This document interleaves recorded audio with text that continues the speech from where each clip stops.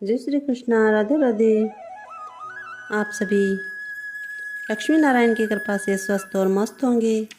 आइए आज पढ़ते हैं कार्तिक महात्म्य का 33वां अध्याय, पूजा के कुछ नियम तथा बड़ पीपल की कथा। सुत जी बोले, वासुदेव भगवान अपनी अति प्यारी सत्यभामा को यह कथा सुनाकर सायंकाल को संध्योपासना करने के लिए अपने राजभवन में चले गए। इस प्रकार मैंने ऐसा प्रभाव वाला कार्तिक महात्म्य कहा। यह विष्णु को प्रसन्न करने वाला और भक्ति मुक्ति को देने वाला है। हरि जागरण, प्रातः स्नान, तुलसी सेवन, उद्यापन और दीपदान, यही कार्तिक के व्रत है। इस प्रकार इन पांचों व्रत वाला कार्तिक महात्म्य भक्ति और मुक्ति को देने वाला है। ऋषि बोले, विष्णु को प्रसन्न करने वाला, अत्यंत फल को देने वाला, रोमांचककारी ये कार्तिक व्रत इस इतिहास समेत आपने कहा। यह कार्तिक का व्रत पाप और दुख को दूर करने के लिए, मोक्ष और काम को भोग की इच्छा करने वालों को अवश्य करना चाहिए। यदि इस व्रत में मनुष्य संकट में पड़ जाए, गहरे वन में भटक जाए या रोगी हो जाए तो यह शुभ व्रत कैसे निभाया जाए, क्योंकि यह व्रत अत्यंत फल का देने वाला है, इसलिए यह त्यागा भी नहीं जा सकता। सुत जी बोले, इस प्रकार किसी आपत्ति में दृढ़ संकल्प वाला पुरुष फंस जाए तो विष्णु अथवा शिव जी के मंदिर में जाकर जागरण करे। यदि यह मंदिर न हो तो और किसी देवता के स्थान में जाकर करे। कठिन वन अथवा किसी प्रकार की आपत्ति के आ जाने पर पीपल के नीचे अथवा तुलसी के वन में जागरण करे। विष्णु के मंदिर में विष्णु सहस्त्र नाम का पाठ करे तो 1000 गौ के दान का फल प्राप्त होता है।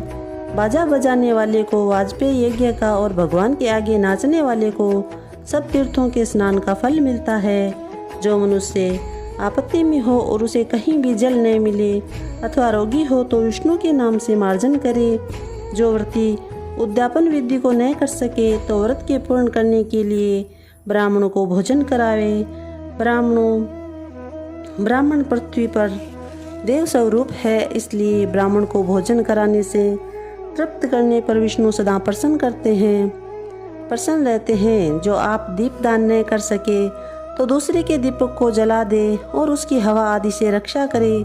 जो तुलसी का वृक्ष न हो तो विष्णु का पूजन करे, क्योंकि विष्णु भगवान सदा अपने भक्तों के समीप रहते हैं। इन सब के अभाव में व्रती गो और ब्राह्मण अथवा पीपल और बड़ का पूजन करे। व्रत के पूर्ण करने के लिए अपने बड़ और पीपल वृक्ष को गो ब्राह्मण के समान कहे। ये दोनों वृक्ष अधिक पूजनीय है। सुत जी बोले, पीपल विष्णु का स्वरूप है, बड़ शिव जी का और पलाश डाक ब्रह्मा का स्वरूप है। ऋषि बोले, ब्रह्मा विष्णु और महादेव ये वृक्ष कैसे हो गए? हे धर्मज्ञ, हमसे कहो, इसमें हमको बड़ा संदेह है। सुत जी बोले, एक दिन शिव पार्वती भोग विलास कर रहे थे कि उसी समय ब्राह्मण का रूप धरकर अग्नि और देवता उनके विषय भोग में विघ्न करने के लिए वहां गए। तब पार्वती ने विषय रूप सुख में विघ्न होने से देवताओं को शाप दिया। पार्वती जी बोली, कृमि और कीट आदि भी विषय सुख को जानते हैं, इसमें तुमने विघ्न किया है, सो देवताओं तुम सब वृक्ष हो जाओ। सुत जी बोले, इस प्रकार पार्वती के कुपित शाप से सब देवता वृक्ष हो गए। हे मुनीश्वरों, तभी से विष्णु और महादेव भी पीपल और बड़ हो गए। पीपल को शनिवार के दिन ही स्पर्श करे, किसी और दिन स्पर्श नहीं करना चाहिए। बोले श्री कृष्ण चंद्र भगवान की जय। जय श्री कृष्णा। राधे राधे। 33वां अध्याय समाप्त।